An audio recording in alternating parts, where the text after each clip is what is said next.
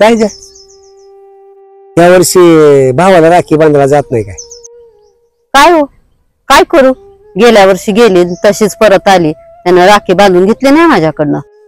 का बरं भावानं राखी बांधून घेतली नाही गेल्या वर्षी?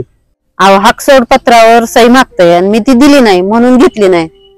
अरे मी काय म्हणतो, तू तर एवढं भावाच्या इस्टेटीमध्ये कशाला एवढं लक्ष घालते सांग ना. अगं देवाच्या कृपेनं आपल्याला एवढं मोठं आहे का नाही? काय कमी आहे का आपल्याला? हा, आणि कशाला त्या भावाच्या इस्टेटीमध्ये मन घालायला लागली? अगं त्याला म्हणतो ते सह्या करून टाकी. हा, अहो, त्याच्या इस्टेटीने मला काय व्हावं? मी त्याच्यासाठी सही करत नाही असं नाही, पण तुम्हाला माहित आहे त्याला सगळे नाद आहेत. आणि हाय ती पटाभर शेती मी सही केल्यावर सगळी इकून टाकल.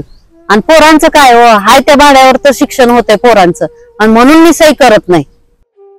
हे बघ, त्याला राखी बांधू दे नाही तर ना बांधू दे, तू आपलं जा. राखी घेऊन जा, काय ते गोड धोड घेऊन जा. त्याने बांधून घेतली बांध, नाही बांधली तर तुझ्या आई बापाला भेटून ये, भावासांच्या लेकरासांना भेटून ये. त्या निमित्ताने सगळ्याची भेट तर होईल ना. हा, बांधली तर चांगलंच आहे की. होऊन काय होणार आहे? एक हेलपाटच होईल ना. होय होय होय, तुम्ही म्हणताय ते बरोबर होईल.